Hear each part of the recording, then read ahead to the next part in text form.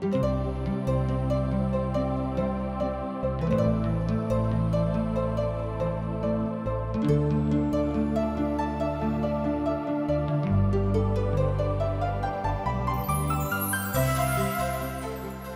दिन मनुष्य के जीवन पाप के कारण नाना प्रकार के चिंता दुख आ अशांति में पड़ क नीक राह सँ भटक गेला अछि।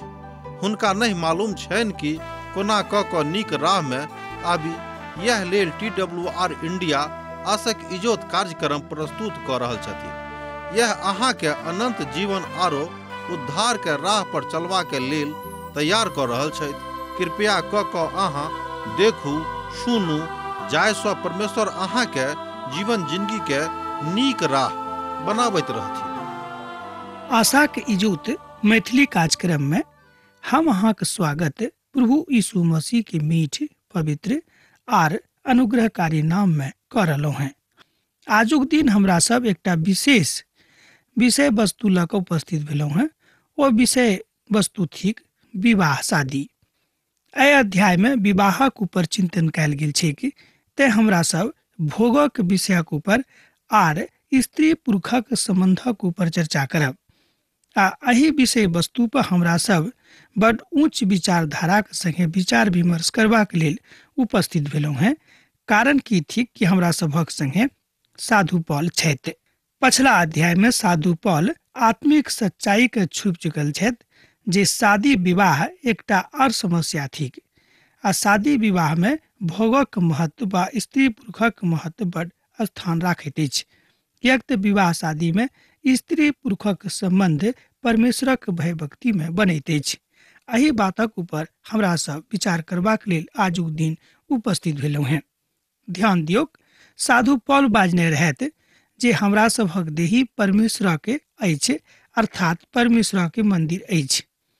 हमरा सभक देही जहन परमेश्वरक आत्माक मंदिर थिक त की हमरा सभक विवाह शादी करबाक अछि कि नहि?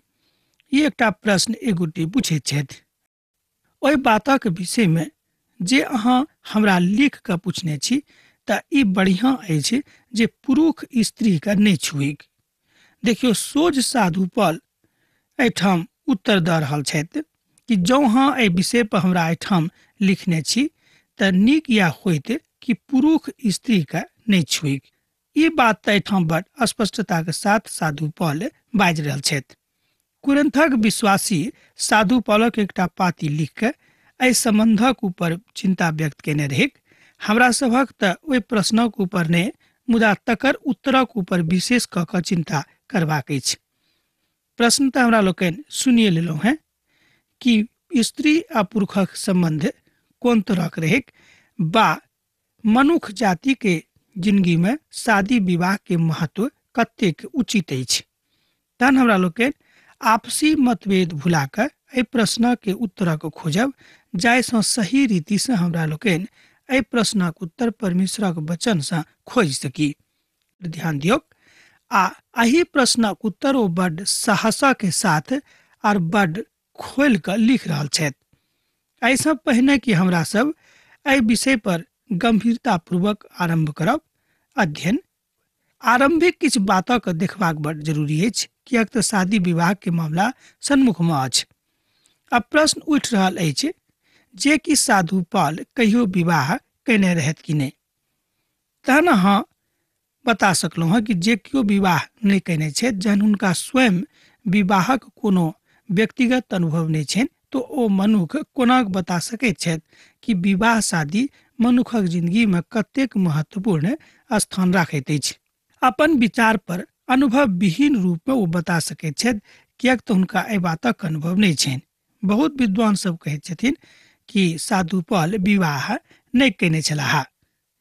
मुदा ई एकटा प्रश्न और सन्मुख में आबि कऽ ठाढ़ भऽ जाइत अछि। सातम पदक आधार पर ध्यान दियौक, सातम पदक आधार पर कहल जा सकैत छै जे साधु पॉल विवाह केने रहथि। साधु पॉल कहैत छथि जे परमेश्वरक देवल दानक सब मनुष्य के बड़ होशियारी के साथ उपयोग करबाक चाहिए। एहि आधार पर बहुत लोग कहैत छथि कि साधु पॉल विवाह केने रहथिन। कोनो ने कोनो रीति से बड़, कोनो ने कोनो ओहि रीति से नहीं। आ जँ ओ विवाह केने रहत तऽ एहि पदक उपयोग आर बेसी ध्यान दियवला भऽ जाइत अछि जे ओ अविवाहित वा विधवा के विषय में चिंता करैत छथि कि नहि।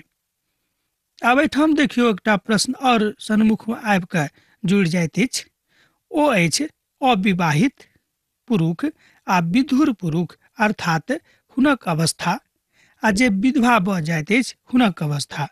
तहन एहिठाम विधवा आर विदुर सेहो सन्मुख में आबि कऽ ठाढ़ भऽ जाइत अछि कि हिनका सभक जिंदगी कोन तरहक रहबाक चाही, मुदा हिनका सभक पुनः विवाह करबाक जरूरत छनि कि नहि। घुरा फिरा के बात विवाह शादी पर आबि जाइत अछि कि कोन परिस्थिति में विवाह करबाक अछि वा कोन परिस्थिति में विवाह नहि करबाक अछि।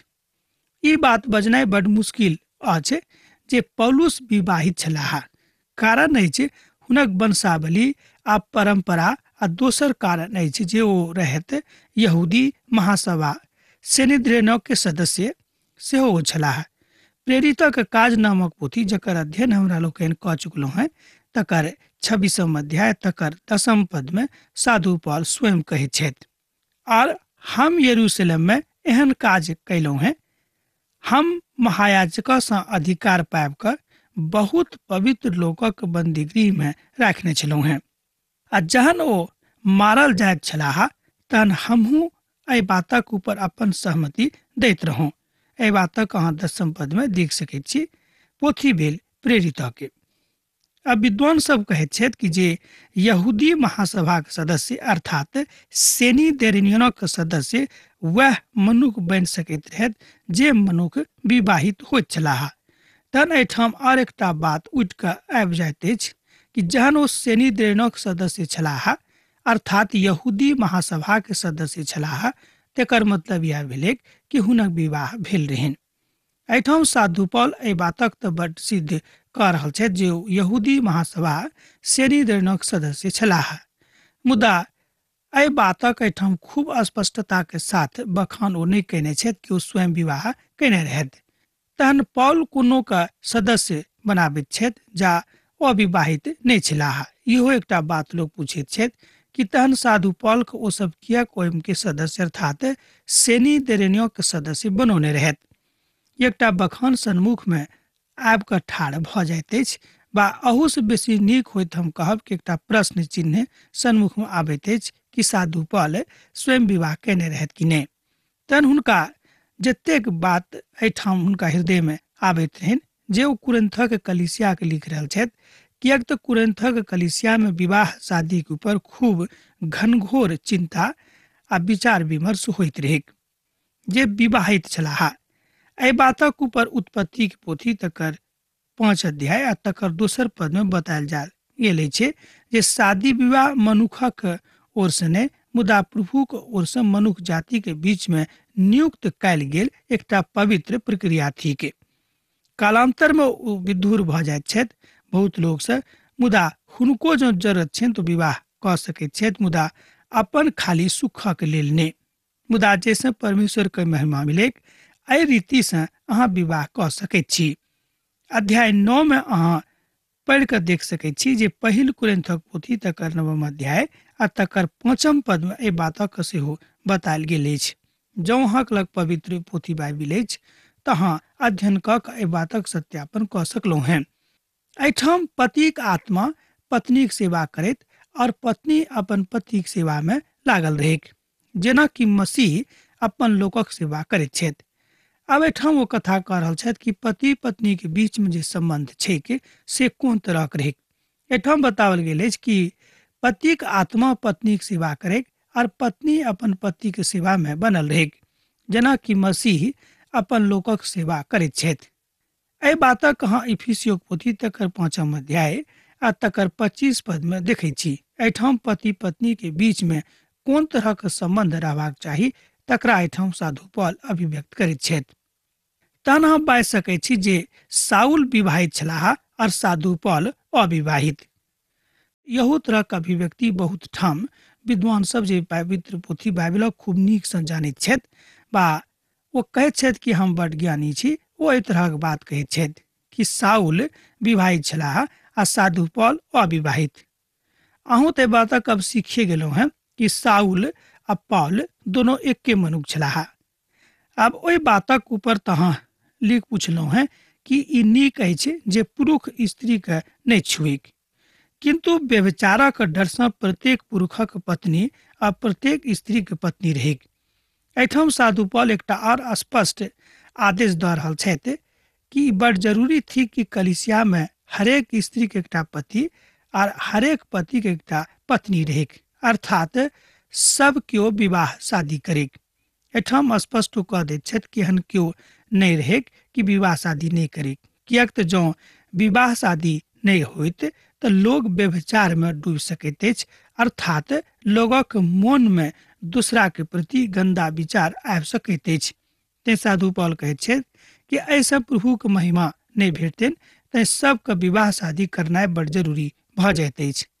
अब तऽ स्पष्ट भऽ गेल होइत कि एहिठाम कोन तरहक चिंतन कयल जा रहल अछि। 1 आ 2 पद में एहि बातक साधु पौल एहिठाम कहैत छथि, हमरा सभक कुरिन्थियो के कलीसिया के सामना में छी आ हुनका जे किछु साधु पौल लिखने छथि तकरे हमरा लोकनि देख रहे छी। हम तऽ कुरिन्थक भग्नावशेषक देखबाक इच्छा राखैत छलहुँ हैं, एकटा टीकाकार साहब एहिठाम कहैत छथि, मुदा प्रभु ई मौका हमरा सेहो दिलनि। मुदा जहन हम ओतऽ जाकऽ देखलहुँ हैं तऽ देखैत छी अखन तऽ ओतऽ सब किछु वीरान पड़ल अछि। मुदा ओतऽ गेलाक बाद एक बातक अनुभव भेल कि प्रभु ओतऽ छलाह, अर्थात परमेश्वरक आत्मा ओहिठाम गेल रहनि आ स्वयं साधु पौल जे हुनक प्रेरित छलाह ओहिठाम बहुत दिन व्यतीत कयने छलाह। ओतऽ समस्त बातक अहाँ बड़ नीक सँ देख सकैत छी, कुरिन्थक नगरीक बातक देख सकैत छी। आ ओतऽ ग्रीक देवी आ एपेस्टोसक मंदिरक आखिरी धरि ओतऽ विद्यमान अछि, अर्थात ओहि मंदिरक भग्नावशेषक अर्थात नगर में पापक साया सैद घड़ी रहैत रहेक सेहो हमरा लोकनि जानै छी। कारण की छल कि ओहिठाम बहुत लोग ततेक व्यभिचारी भऽ गेल छलाह को विवाह शादी नहीं करैत रहथिन, मुदा अनरे अपन दैहिक सुखक लेल लोग स्त्री के लग जाइत छलाह आ स्त्री पुरुषक लग जाइत छली। आ ग्रीकक देवी के मंदिर एही बातक प्रतीक ओहि काल में बनि गेल रहेक। तकर मरम्मत सेहो भेल रहेक। एहू बातक विषय में हमरा लोकनि इतिहासक जँ अहाँ विद्यार्थी छी तहाँ जानते होबेक। ई मंदिर ओहि कालक महान मंदिरक जकाँ लागैत अछि, जेना रोमी साम्राज्यक आर दोसर मंदिरक लागैत रहेक, अर्थात ओहि काल में व्यभिचार ओतऽ किछु बात नहीं रहेक, अर्थात ओतक लोकक लेल व्यभिचार कोनो महत्व नहीं राखैत रहेक।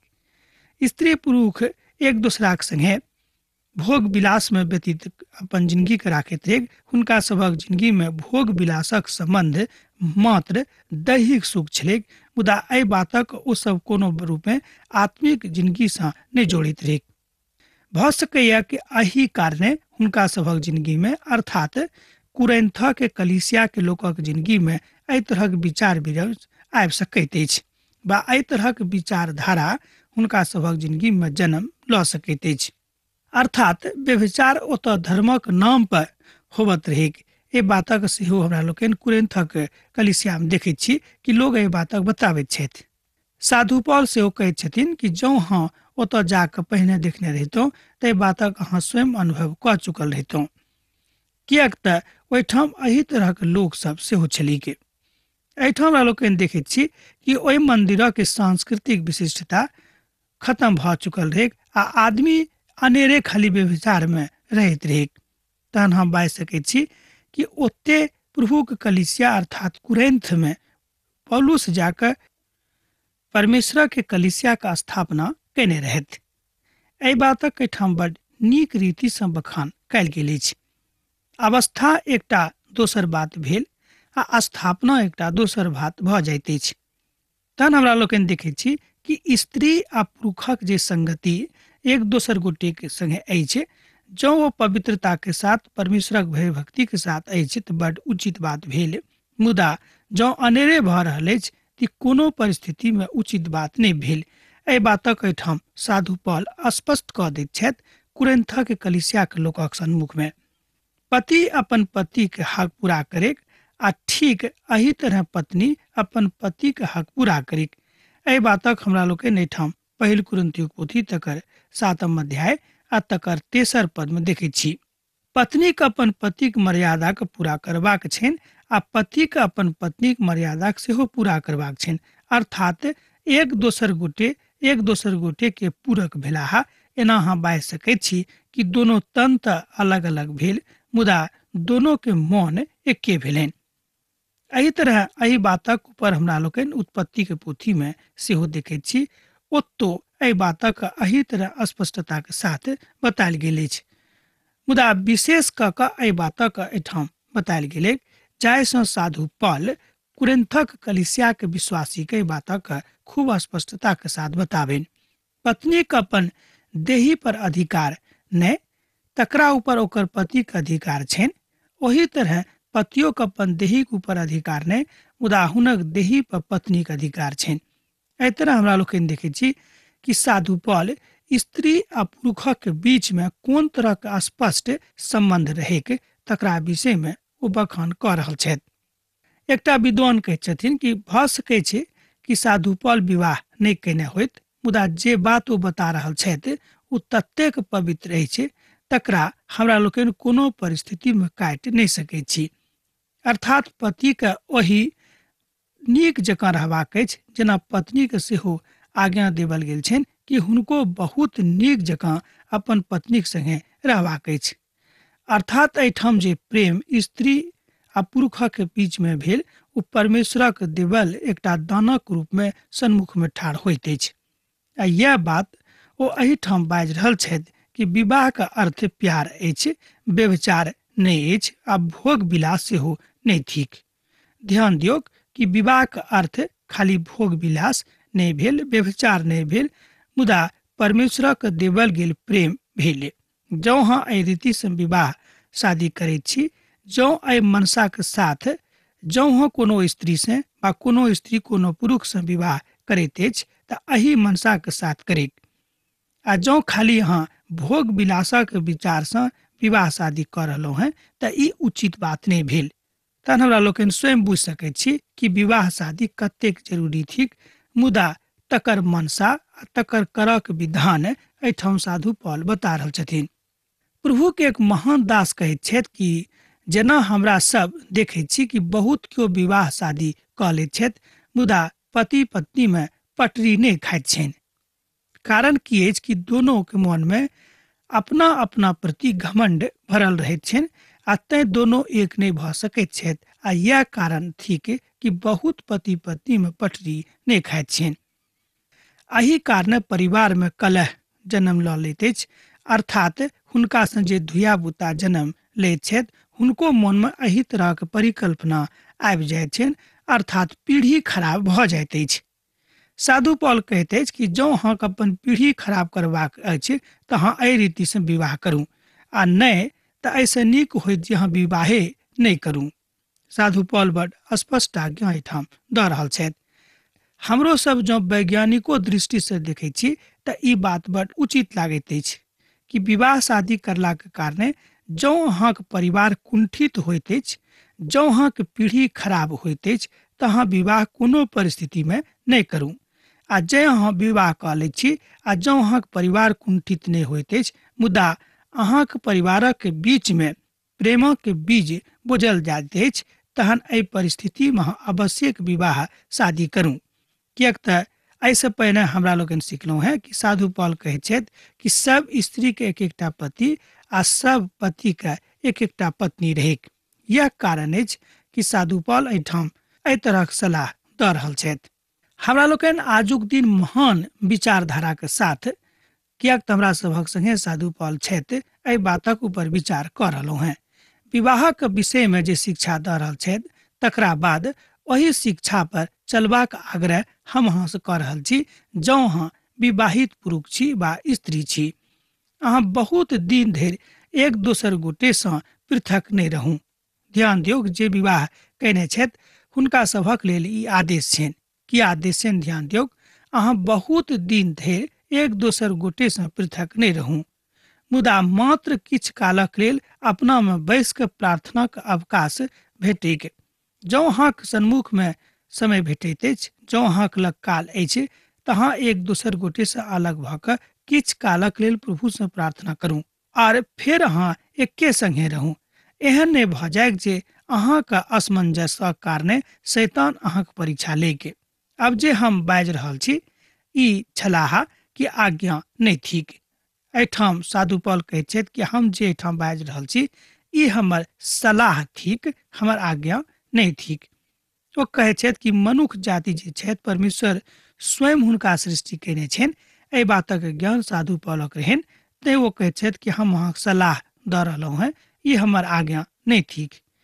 किएक तऽ हम एहि बातक जानैत छी कि जँ अहाँ प्रार्थना पूर्वक अपन जिंदगी बिताएब तऽ पति पत्नी के बीच में कहियो झगड़ा नहीं होइते, आ जँ होबो करत तो झगड़ा बहुत कालक लेल नहीं रहत, अर्थात ओहि झगड़ा के कोनो नींव नहीं रहत। हम विवाहित आ विधवा के विषय में ई कहै छी जे हुनका सभक हित सेहो नीक रहेक, अर्थात जँ ओ अलग अलग रहैत छथि जे विधवा अछि तऽ हुनका लेल यह नीक छनि कि प्रभुक संगति में बनल रहेक। आ जँ ओ संजम नहीं राखि सकैत अछि तऽ हुनका विवाह कऽ लेनाइ बड़ जरूरी भऽ जाइत छनि। सेहो एहिठाम साधु पौल बाजि रहल छथि कि कामातुर भऽ कऽ एम्हर उम्हर फिरै से नीक होइत कि अहाँ विवाह कऽ लिअ।